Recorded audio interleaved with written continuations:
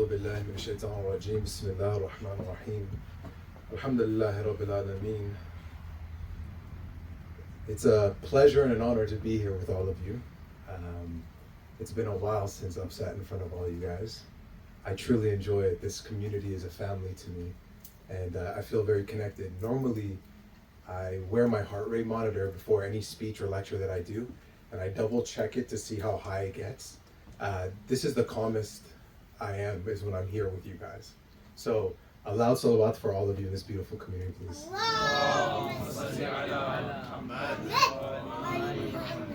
Before we start, I actually wanted to do a little bit of housekeeping as well.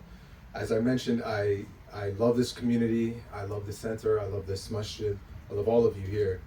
I think it's all of our responsibilities to make sure that we not only volunteer, as Hassan said, we give everything that we have to the center.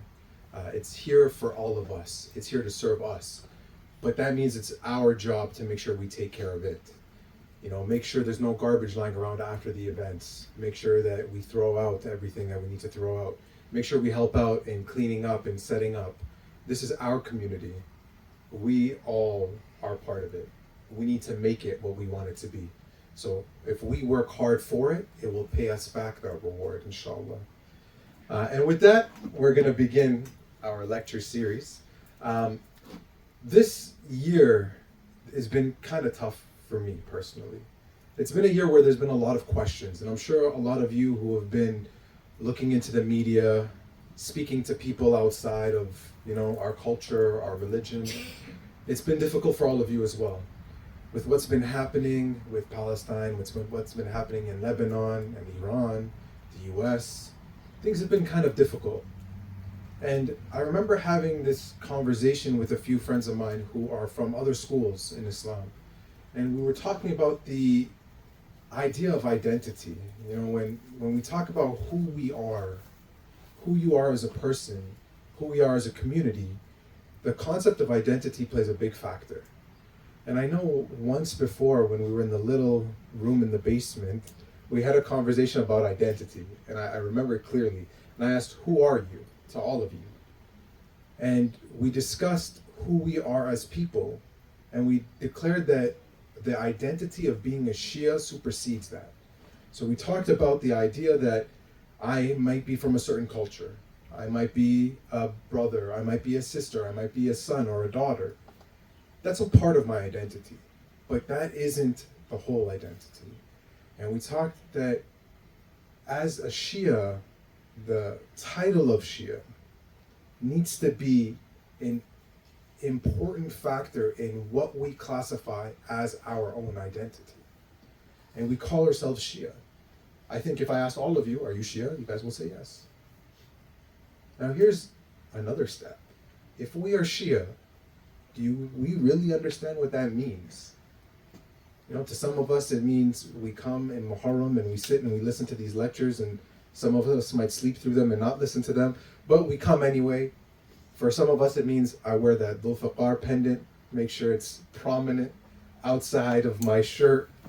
For some of us it could mean I believe in Imam Ali as a rightful leader after the Prophet. But today we're going to discuss in depth what the term Shia means, because we're hearing a lot about it. In fact, there was a whole lecture series that was put out recently, and I know somebody, I think, sent it in one of the groups as well, that Sheikh Azhar Nasser did a response to it when they were talking about the Shia identity. There's a lot of misconceptions about Shiism, a lot of misconceptions about what our identity is, where it comes from. If I ask most people today, where did Shiism start? Everyone will tell me after the death of the Prophet. Those who followed Imam Ali are Shia. Those who didn't are not. And my main goal for this entire lecture series is not to say what we are not and to criticize others, because we don't need to do that. Our intentions are to understand us, who we are. Forget about other people for a second. Forget about the mainstream of everything. Concentrate on us. If we make ourselves better day by day, then the rest of the world can do whatever it needs to. We know tomorrow I'm better than today. That's going to be our focus. And we're going to look at the term Shia from three different angles. The first angle is through the lens of the Quran. Does the Quran use this term? And if it does, where does it use it? What does it mean? The second angle is the Holy Prophet. Does the Holy Prophet use the term Shia? Who does he call Shias? What does he say about them? What does it mean? And the third is, then what do our Imams tell us are the signs? If I am a Shia, what is the qualities that I need to possess to be a Shia? So we'll go into that, but before, please, a loud salawat.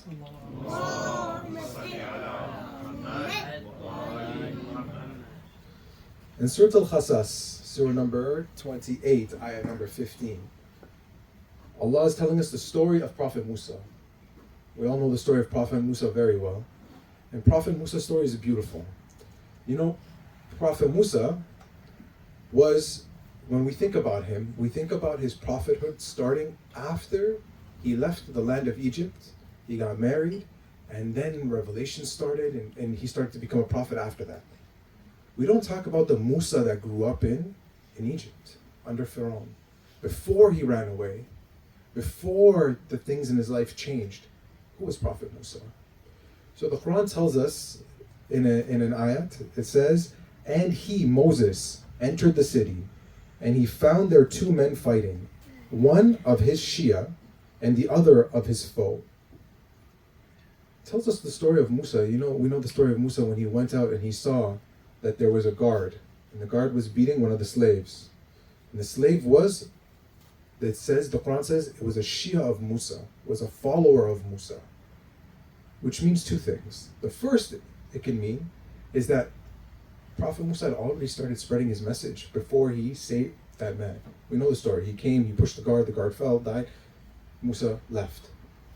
Before he did that, that means he was already spreading a message. If he had followers.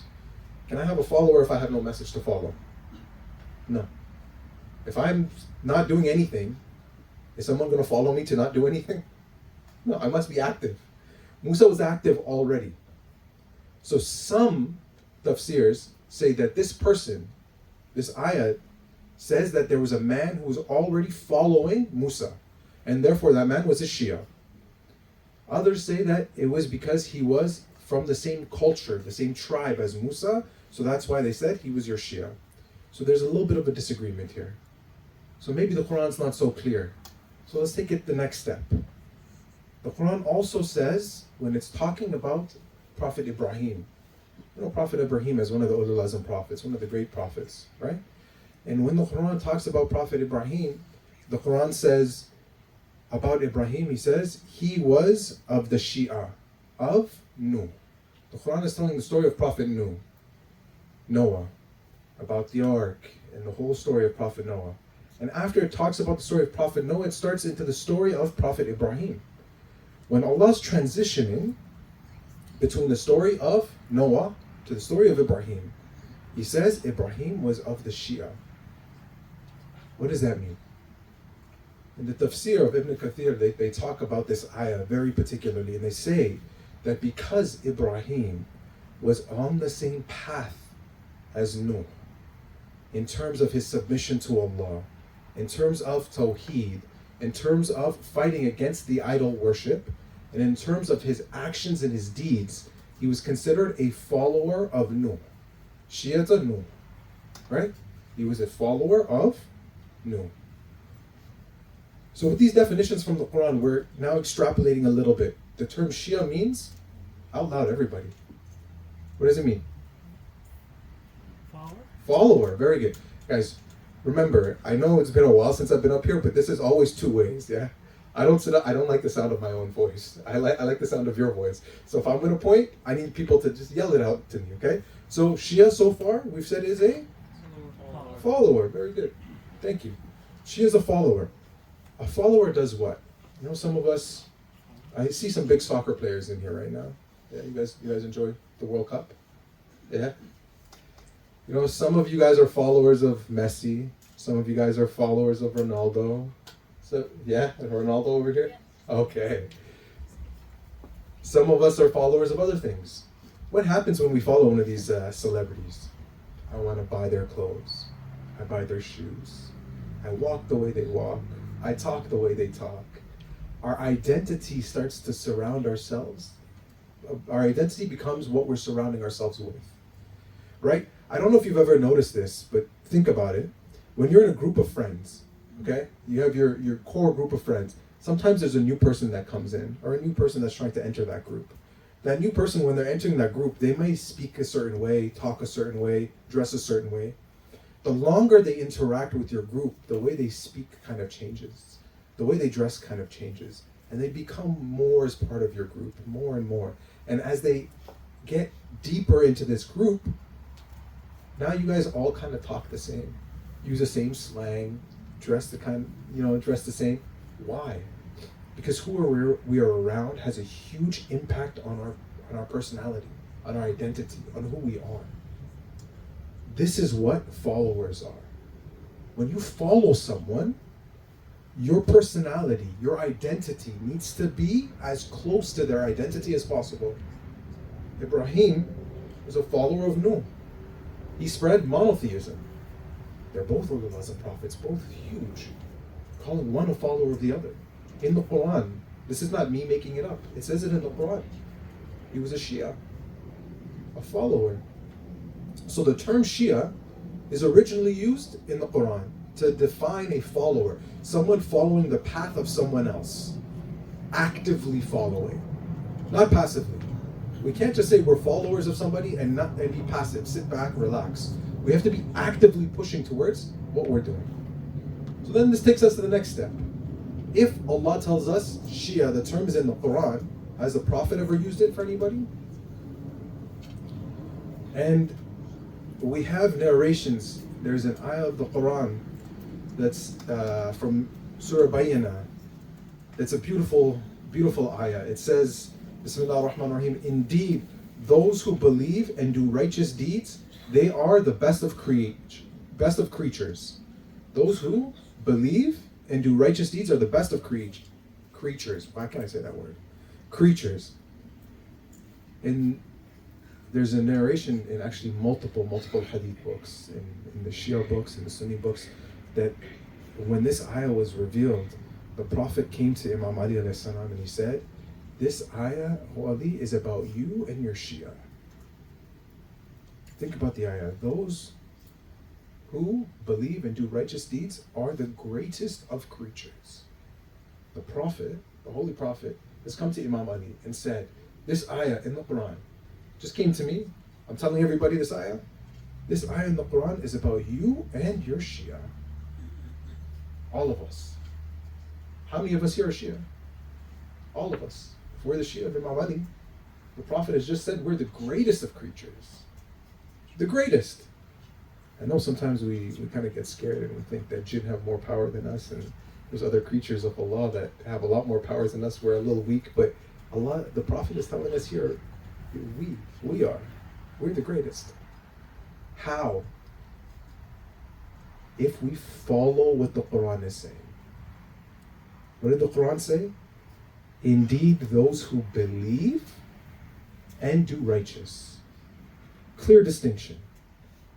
The Prophet is making a clear example that you cannot just by claiming you're something, become something.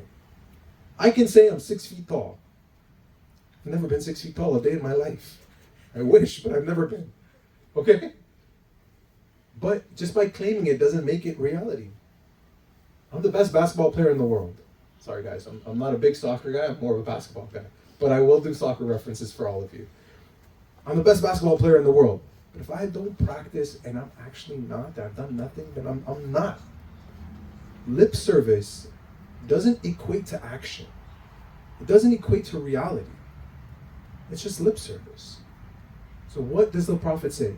For those of us who are righteous and we claim to be Shia of Imam Ali, we are the greatest of creatures. You know, sometimes we take these titles for granted. We hear a lot of narrations. I know somebody, I was having this conversation with a friend of mine a couple of weeks ago, in fact, and he said, you know, every time I go and listen to a lecture, the Maulana says, if you do this, you'll get into heaven. And I thought, if I just do all the stuff that they say, I'll go into heaven. I don't need to do anything else. So, yeah, you know, it kind of makes it sound like that. When you say, if you pray Laylatul Qadr, you'll go to heaven. So if I do nothing all year and I just pray Laylatul Qadr, will I go to heaven? No. That's not the way it works. If I just say I am a Shia of Imam Ali, am I going to heaven? No. The ayah of the Quran tells us we have to be righteous. If we're being righteous and then we claim that, then 100%. We will go. We will go. But it teaches us something. It teaches us that our identity is not based on the family that we come from. Alhamdulillah, we've all been blessed to be raised in families that have given us the love of Ahlul Bayt. Some people haven't, right? And because of that, here's a story. A lot of us know, you guys know who Salman was? Yeah? Salman? No, Imam Ali had four great companions. Four great companions. Who were they? Salman, Abu Dhar, Miqdad, Ammar. Those four were the greatest companions of Imam Ali. Salman has a beautiful story. Salman wasn't born to a Muslim family. He was born in Persia.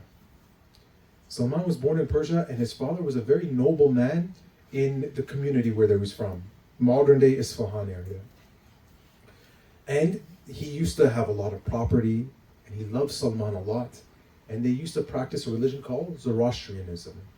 And this religion still exists today. They were Zoroastrian.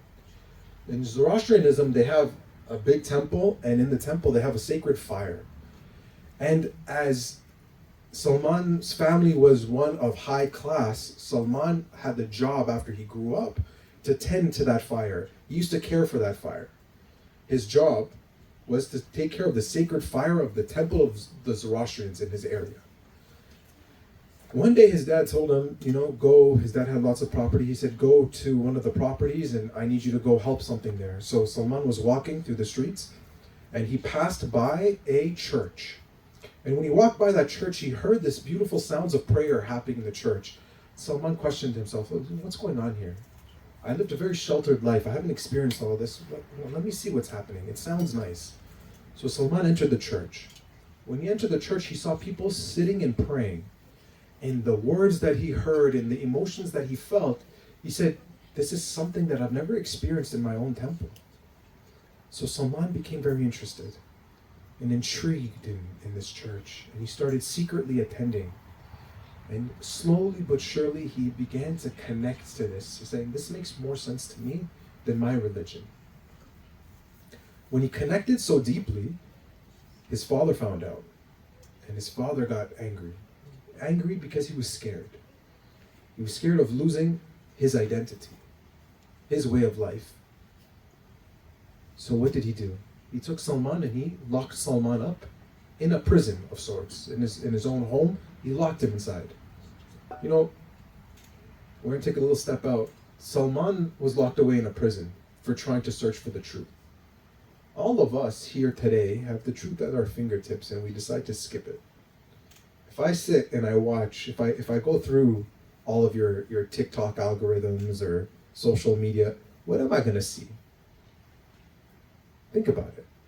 Because it's funny, because our identity is here in the palm of our hands. If I take anybody's phone, and if anybody has their own phone, if I take your phone right now and I go through it and I check your social media, I bet I can guess 85% of who you are as a person just by going through that algorithm. I'll be able to guess it because it's there. But that's curated to you. That's been based on what kind of activities do you participated in. It's been built around you, but it's also been pushed at you. Salman shows us that's your prison. Break out of it. Take it a step further. So Salman's locked away. With some of his friends from the church, he gets out.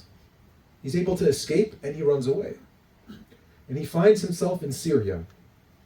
And he goes to a monastery there and he starts to learn the religion.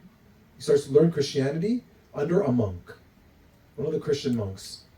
And Salman spends a decade researching, going from one teacher to another teacher, to another teacher, to another teacher.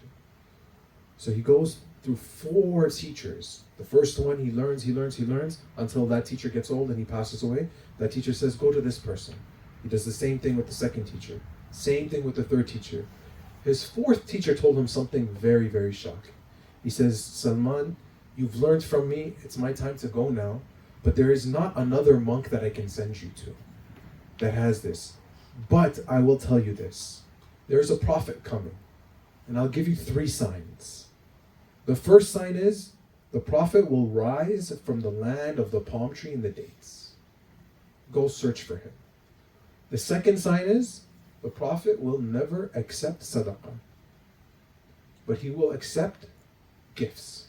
He won't accept charity, he'll accept the gifts from you. And the third is he will be the seal of prophets. So Salman says, wow, let's go find this guy. And he leaves. And he's on a mission to Arabia, the land of the palm tree.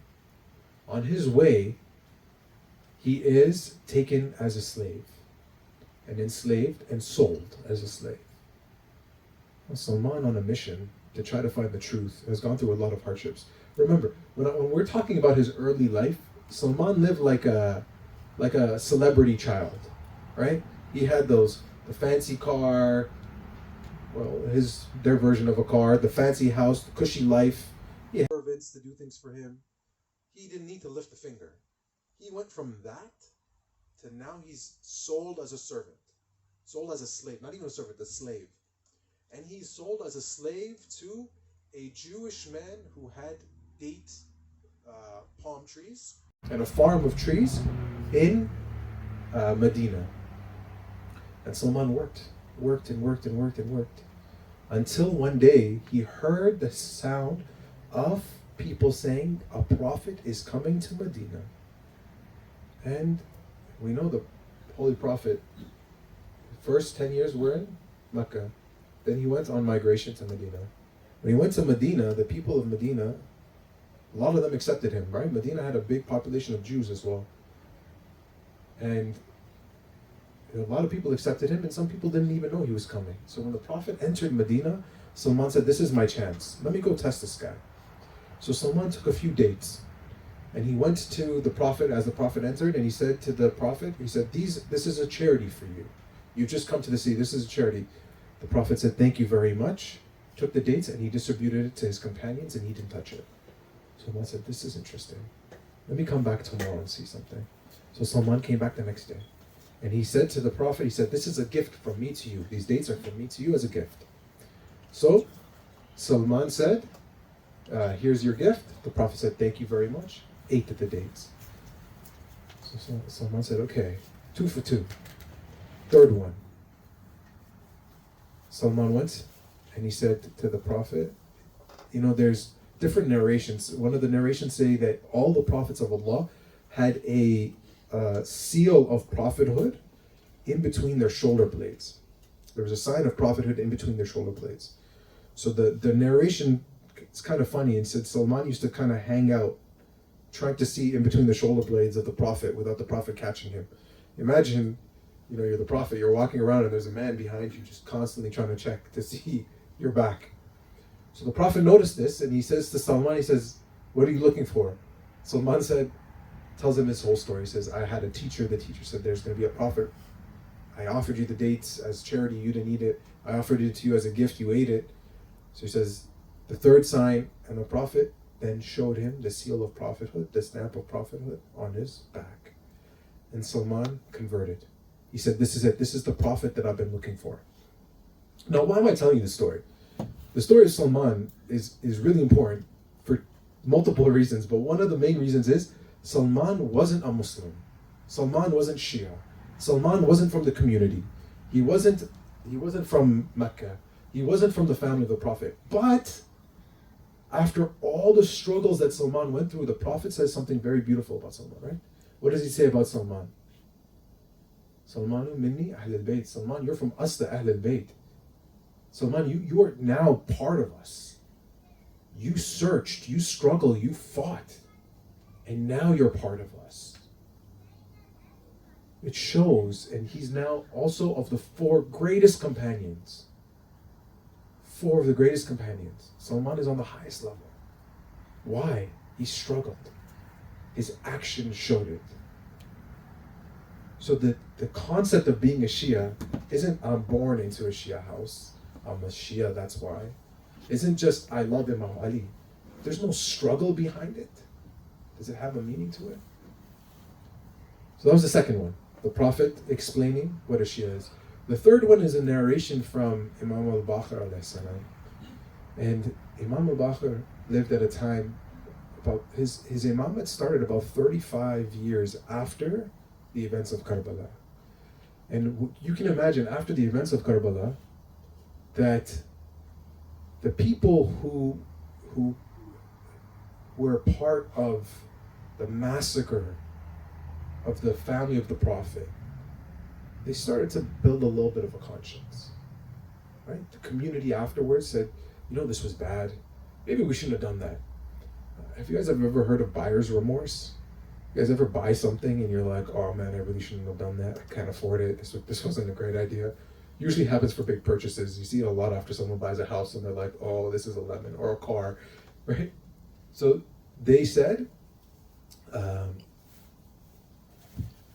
that there was this group. So this group decided that because of the fact that they've done what they did to the Imams, Imam Hussein, now they claimed love out loud for the Imams. So they used to just support the Imams and say, oh yes, we support you, you should be the leader, yes, we come to you. But they didn't feel it in their hearts, it was just with their mouths.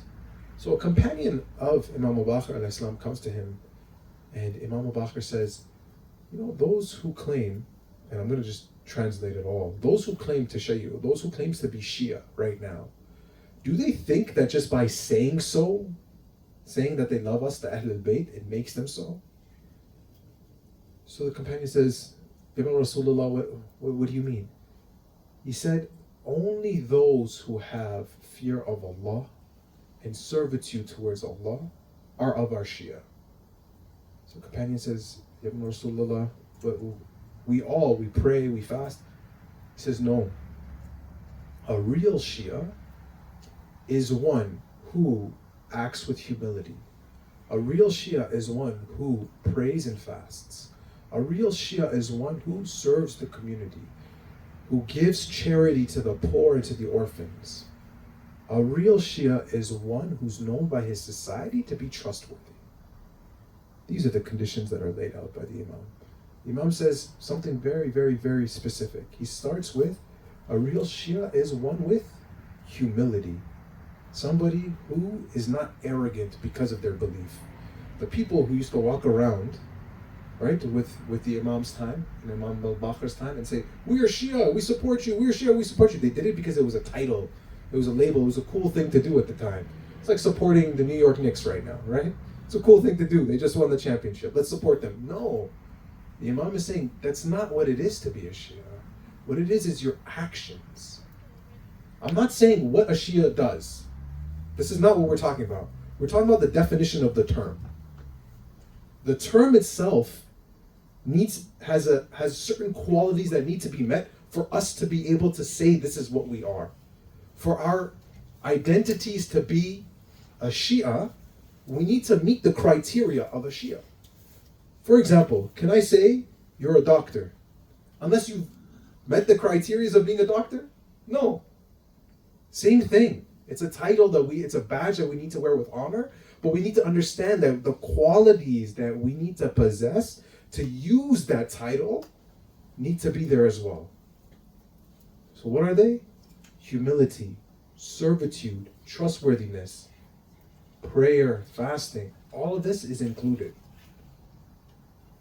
If we decide that we are going to call ourselves Shia as our identity, and anywhere on that list, anywhere on the list of our identity, if we say we're Shia, then we need to be able to represent that. Otherwise, the Imam tells us, he says, Allah has no favorites with people who have lip service.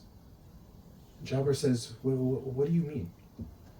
The Imam says, Allah is all merciful and all just. Just because you say something and you don't act on it, Allah's not going to give you the blessing for it. Likewise, if you act on it but don't say it, Allah will give you the blessing for it. What do I mean? If I just sit here and I say, I love Imam Hussein, I'm going to cry for Imam Hussein. The month of Muharram is a very hard month for us. but then my life doesn't change. My actions don't reflect my love of Imam Hussein. Does that mean I'm going to get any blessings for what the work I'm going to do? Is Allah going to be pleased with me for just saying, I love Imam Hussein, I love Imam Hussein, I love Imam Hussein? No, sometimes I feel like we've taken our identity and made it into a tasbih. Yeah? I will not do this, I will not do this, I will not do this, I will not do this, I will not do this, I will not do this. But we actually don't not do it. Or I will do this, I will do this, I will do this, I will do this, and you've never done it. Why? The actions need to represent what we're saying. And that's where we're going to stop today, because as we progress, we're going to get further into things. We're going to talk about the other doctrines of what a Shia is, but the first one was, do we understand what the word even means? Where does it come from? Why do we use it to describe ourselves? We use it because of the fact that the Prophet gave such a big honor to those who are the Shia of Imam Ali. He says, you're the greatest of creatures. Allah is telling us in the Quran. That's why we use it. But to use it, we need to fulfill the conditions Imam al-Baqir set for us. We need to be able to fulfill each and every one of those conditions that he's asked of us to fill. Otherwise, we're going to fall amongst those who just did lip service. And that was the big problem with the early Muslims. Imam Hussein would never have found himself in the position that he was if it wasn't for the people of lip service. Imam Hussein had to leave Medina, the city where his mother was buried, the city where his brother was buried, the city of the Prophet. Imagine your entire life is there and you need to leave. You're being run out of your own home. Imagine Imam Hussein on those days where he goes to the grave of the Prophet and he says, oh grandfather, your community has left me now. Muawiyah died, Yazid wants my bay'ah, he wants my allegiance. How can I give credibility to Yazid? And now there's people who are coming to kill me. Imam Hussein was not very, very long after the Prophet. Imagine the grandson of the Prophet that used to play on the Prophet's lap. The grandson of the Prophet that the Prophet said, Hussein minni wa ana min Hussein. Hussein is from me and I'm from Hussein. He said it out loud to people. They were all Muslims. It was lip service. They abandoned the Prophet, they abandoned his grandson. Imam Hussein takes his family and he leaves the only home that he's been with and starts on a journey. Him leaving was a very, very, very telling sign about the state of the community at that time, the state of the Muslims at that time. And it's a reminder to us today to not fall into the same state. To not sit here and say, I am a Shia, and not represent the meaning of the word. It's very important for us to understand that there is always a chance for reform. Imam Hussein, the narrations call him Safinatul Najat, right? He's the ark of salvation. Compared to the ark of Noah. He's the ark of salvation.